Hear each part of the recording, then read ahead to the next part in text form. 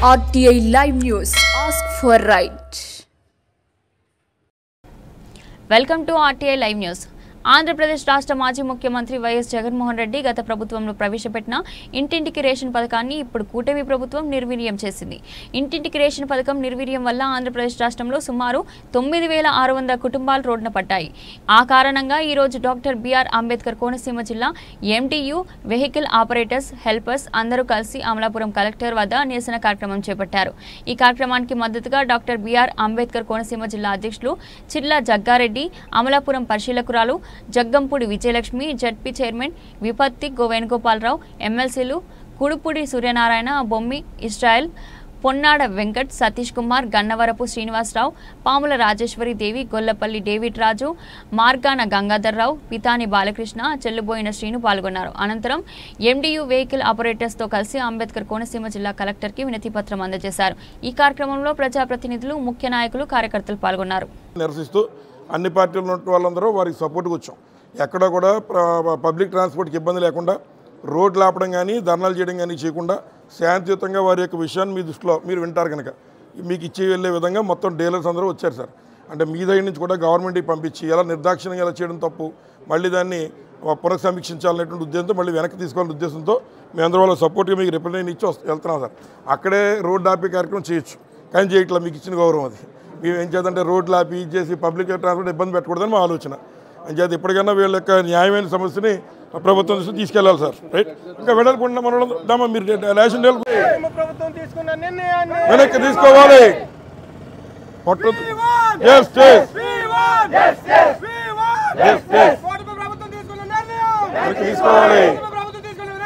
వెనక్కి తీసుకోవాలి.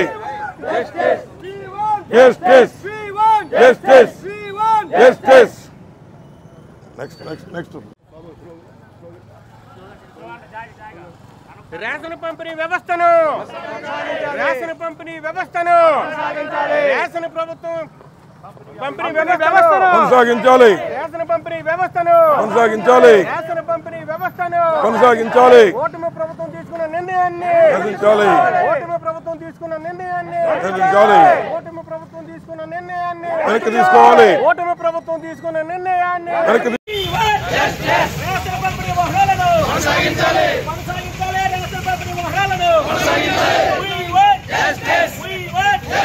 ఓటమి ప్రభుత్వం తీసుకున్న నిర్ణయాన్ని ఓటమి ప్రభుత్వం తీసుకున్న నిర్ణయాన్ని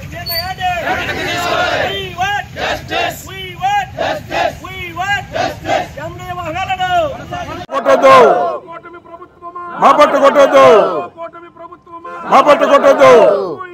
justice justice justice justice justice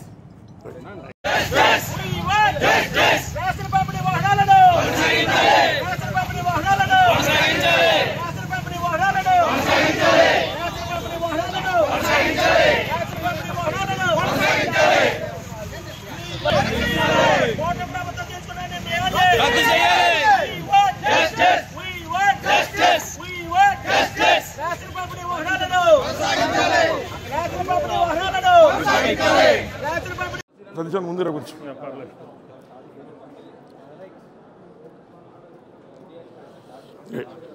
పార్టీలకి సంబంధించినటువంటి వారు స్వచ్ఛందంగా ప్రజలు ఇబ్బంది పడుతున్న ప్రజల కోసం అన్ని పార్టీల నుంచి వచ్చి మరి ఎండీ వెహికల్స్ ఎవరైతే మరి రేషన్ డీలర్లో రేషన్ కోసం వెహికల్స్ వారు ఉన్నారో వారికి మద్దతుగా ఇవాళ ఇక్కడికి వచ్చేటువంటి కోఆర్డినేటర్లు కానీ మేము కానీ అందరూ కూడా వచ్చి మరి వారికి మద్దతుగా నిలవడం జరుగుతోంది.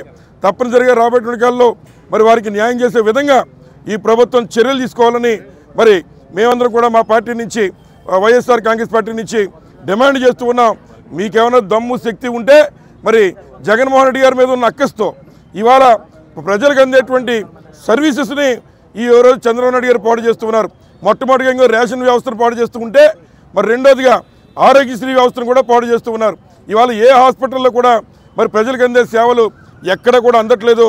ఒక పథకం ప్రకారం వీటన్నిటిని కూడా నిర్వీర్యం చేయాలి జగన్మోహన్ గారి టైంలో పెట్టిన ఉద్దేశంతో మరి రాష్ట్ర ముఖ్యమంత్రి నారా చంద్రబాబు నాయుడు గారు వ్యవహరిస్తున్నారని చెప్పి ఈ సందర్భంగా మీ అందరికీ తెలియజేస్తూ మరి మా యొక్క పూర్తి మద్దతుని మరి వైఎస్ఆర్ డాక్టర్ బిఆర్ అంబేద్కర్ కోనసీమ జిల్లా మరి వైఎస్ఆర్ కాంగ్రెస్ పార్టీ నుంచి ఎండియూ వెహికల్స్ వారి యొక్క కుటుంబాలకు కానీ దాని మీద ఆధారపడిన హెల్పర్స్కి కానీ వారందరికీ మా మద్దతును తెలియజేస్తున్నాం. ప్రభుత్వం యొక్క నిర్ణయాన్ని వెనక్కి తీసుకోవాలని కోరుతున్నాం. చంద్రబాబు నాయుడు గారు నిన్న ఇల్లు మరి శంకుస్థాపన చేసుకున్నారు, సంతోషమే. కానీ ఇంతమంది రాష్ట్ర వ్యాప్తంగా 9600 మంది ఈ రకంగా ఉన్నటువంటి ఎండియూ వెహికల్స్ యొక్క ఇళ్ళు వారి యొక్క కొంపలు కూల్చి నువ్వు ఇల్లు కట్టుకుని ఏ రకంగా సంతోషంగా ఉంటావు నారా చంద్రబాబు నాయుడు గారు అని చెప్పి ఈ సందర్భంగా మేము అడుగుతున్నాం. జగన్మోహన్ రెడ్డి గారి మీద కక్ష తీర్చుకోవడం కోసం ఆయన ఏమీ చేయలేక నాయకులను లోపలేశారు. రెండోదిగా చంద్రబాబు నాయుడు గారి యొక్క బుర్ర పాడైపోయి ఫ్రస్ట్రేషన్లో ఉండి ఇవాళ ఇంకో స్టెప్ అంటే ప్రజల్ని హింసించేటువంటి కార్యక్రమం, దానికి పవిత్రమైన పోలీస్ వ్యవస్థను ఉపయోగించుకుని ఈరోజు మరి ప్రజలు కూడా హింసించే విధంగా వారికి ఉన్నటువంటి సేవలు ఏదైతే మరి ప్రభుత్వం ద్వారా అందేటువంటి సేవలను కూడా ఈరోజు చంద్రబాబు నాయుడు గారు ఉక్కుపాదంతో తొక్కుతూ ఉన్నారు.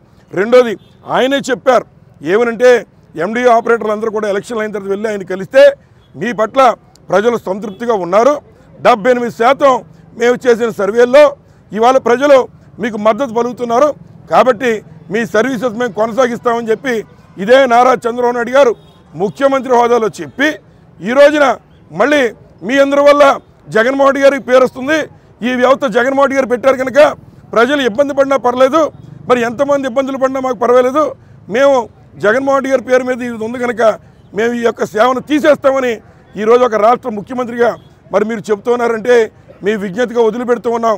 ఎప్పటికైనా ఇన్ని కొంపలు వారి యొక్క ఇళ్లను కొట్టి వారిని నష్టపరిచి మీరు ఏ రకంగా సుఖంగా ఉంటారు నారా చంద్రబాబు నాయుడు గారు అని చెప్పి ఈ సందర్భంగా వారిని అడుగుతున్నాం.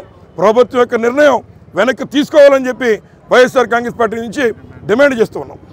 కోనసీమ జిల్లాలో ఎండియూ వెహికల్స్ ఆపరేటర్లు ఎవరైతే రాష్ట్ర వ్యాప్తంగా 9600, అలాగే డాక్టర్ బిఆర్ అంబేద్కర్ కోనసీమ జిల్లా వ్యాప్తంగా సుమారు 360 వెహికల్స్ మరి రేషన్ సప్లై చేసి ఇంటింటికి సప్లై చేసేటువంటి రేషన్ వెహికల్స్ ఉన్నాయి.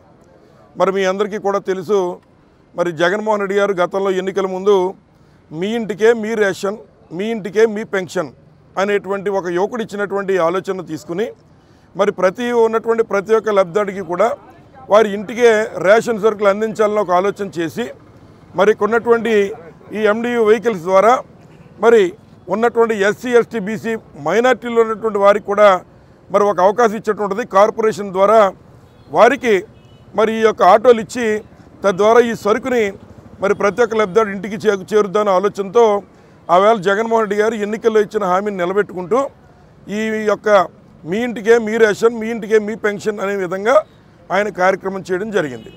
సరే, తదుపరి వచ్చినటువంటి కూటమి ప్రభుత్వంలో మరి ఏదైతే నారా చంద్రబాబు నాయుడు గారు మరి ఒక రకమైన ఫ్రస్ట్రేషన్లో ఏదైతే ఇచ్చిన హామీలను అమలు చేయలేక అలాగే ఈ యొక్క ప్రజా పంపిణీ వ్యవస్థను చూసి మరి జగన్మోహన్ రెడ్డి గారి పేరు వస్తుందనేటువంటి ఆలోచనతో వారందరినీ కూడా ఇవాళ జగన్మోహన్ రెడ్డి గారి మీద కక్ష తీర్చుకోలేక ఈ రోజున ఉన్నటువంటి ప్రజానీకం మీద అలాగే ఈ ఎండియూ ఆపరేటర్స్ ఎవరైతే అంబేద్కర్ కోనసీమ జిల్లా వ్యాప్తంగా సుమారు 350 మంది ఆటోలు మరి ఉన్నాయో వారితో పాటు ఉన్న హెల్పర్స్ ఈ రకంగా ఒక 25,000 మందికి మరి లబ్ధి చేకూర్చేటువంటి కార్యక్రమాన్ని ఇవాళ ఉక్కుపాదంతో తొక్కుపెట్టేసి మరి ఈ నెలాఖరు నుంచి మీ యొక్క వెహికల్స్ మాకు వద్దని ఆయన చెప్తున్నారు.